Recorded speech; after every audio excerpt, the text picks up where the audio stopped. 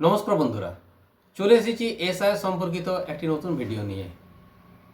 এতদিনে নিশ্চয়ই আপনারা এসআইআর ফর্ম পেয়ে গেছেন হাতে। আমি একটা এসআইআর ফর্ম দেখিয়ে দিই। এটা কম্পিউটার থেকে ডাউনলোড করা। এটা আমি কিছু রেড মার্কিং করে রেখেছি এবং কিছু নাম্বার দিয়ে রেখেছি, ফর্ম পূরণের জন্য সাহায্য করবে। আমি এই ব্যাপারে পরে আসছি।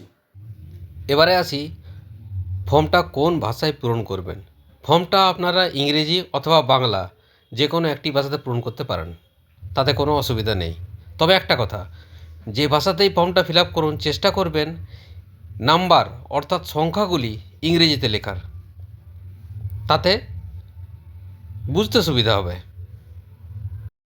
ফটো ফটো আপনারা কি দেবেন? ফটো দেবেন 3.5 centimetre by 2.5 centimetre, colour recent photo 3.5 centimetre by 2.5 centimetre.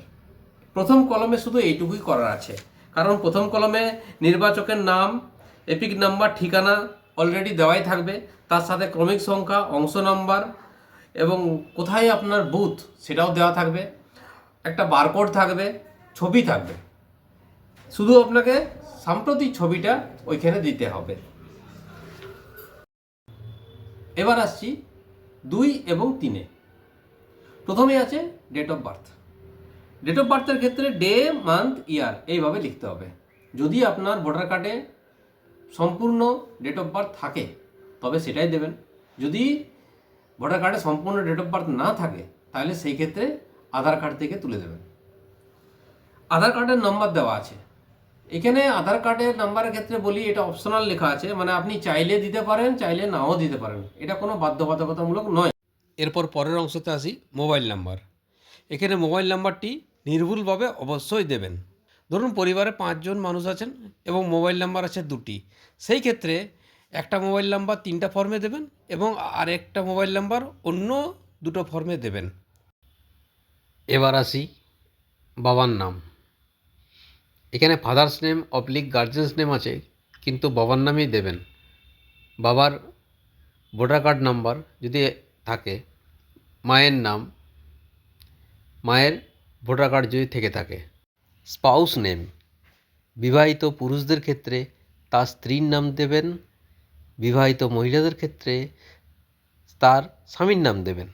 স্পাউসের voter card থেকে থাকলে সেই ভোটার কার্ডের নাম্বার দেবেন।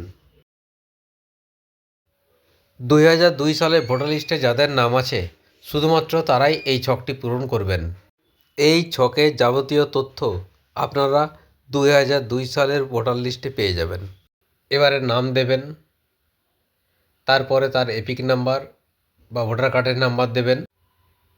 রিলেটিভ নেম অর্থাৎ আত্মীয়ের নাম, এখানে বাবার নামই হবে।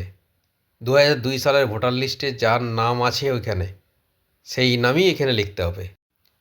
রিলেশনশিপ, বাংলায় ফিল আপ করলে বাবা লিখবেন, ইংরেজিতে ফিল আপ করলে ফাদার লিখবেন। এটিও আপনারা 2002 সালের ভোটার লিস্টে পেয়ে যাবেন।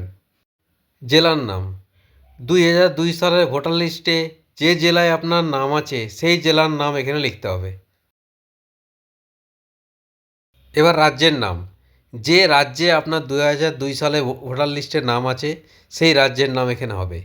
এবার আসি নির্বাচন ক্ষেত্রের নাম, যে নির্বাচন ক্ষেত্রে আপনার নাম আছে সেই নির্বাচন ক্ষেত্রের নাম এখানে দিতে হবে।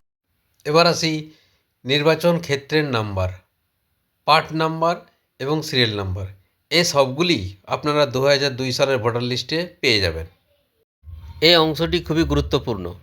2002 সালের ভোটার লিস্টে যাদের নাম নেই অথচ বাবা, মা, দাদু, ঠাকুমা, মামা দাদু, মামা দিদার নাম আছে 2002 সালের ভোটার লিস্টে, শুধুমাত্র তারাই ফিল আপ করবেন। নেমের জায়গাতে বাবা, মা, দাদু, ঠাকুমা, মামা দাদু, দিদা এদের নাম দিতে হবে। এবার আসি এপিক নাম্বারে। এপিক নাম্বার যদি থেকে থাকে তাহলে এপিক নাম্বারটা ওখানে লিখবেন।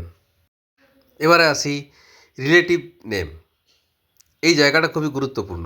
এখানে আপনি কার নাম দিচ্ছেন তার উপর নির্ভর করছে রিলেটিভ নেম। যদি বাবার নাম দেওয়া হয় তাহলে বাবার নাম এখানে হবে। যদি মায়ের নাম দেওয়া হয় তাহলে মায়ের বাবার নাম এখানে লিখতে হবে। যদি ঠাকুরদার নাম লেখা হয় তাহলে ঠাকুরদার বাবার নাম এখানে লিখতে হবে, এবং ঠাকুমার নাম যদি লেখা হয় তাহলে ঠাকুমার বাবার নাম এখানে লিখতে হবে। এবারে আসি রিলেশনশিপ অর্থাৎ সম্পর্ক। এই ছকে যার নাম লিখেছেন এবং যে রিলেটিভের নাম লিখেছেন তার সাথে সম্পর্ক এখানে বলতে হবে। ডিস্ট্রিক্ট অর্থাৎ জেলার নাম।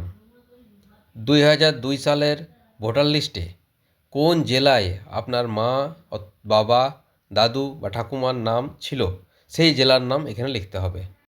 এরপরে আসি স্টেট অর্থাৎ রাজ্য। ওই জেলাটি কোন রাজ্যের অন্তর্গত সেটি লিখতে হবে।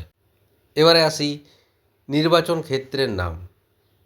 2002 সালের ভোটার লিস্টে আপনারা নির্বাচন ক্ষেত্রের নাম পেয়ে যাবেন। নির্বাচন ক্ষেত্রের নাম দেবেন, নির্বাচন ক্ষেত্রের নাম্বার লিখে দেবেন, পার্ট নাম্বার লিখে দেবেন এবং তার সিরিয়াল নাম্বার লিখে দেবেন। যদি এমনটা হয় যে 2002 সালের ভোটার লিস্ট ভিন্ন রাজ্যের, তাহলে আপনারা ওই রাজ্যের ডিটেলস, ওই জেলার নাম এবং ওই নির্বাচন ক্ষেত্র এসি নাম্বার, পার্ট নাম্বার এবং সিরিয়াল নাম্বার ব্যবহার করুন।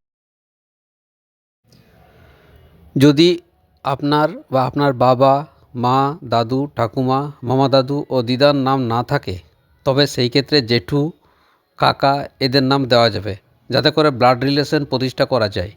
এতে করে যখন আপনাকে হেয়ারিংয়ের জন্য ডাকা হবে তখন আপনি ব্লাড লিঙ্কের তথ্য দেখাতে পারবেন। অবশেষে আসি সিগনেচারে। এখানে পরিবারের যে কোনো প্রাপ্তবয়স্ক মেম্বার সিগনেচার করতে পারে। সিগনেচার করতে না পারলে বাঁ হাতের বুড়ো আঙুলের ছাপ দিতে পারে।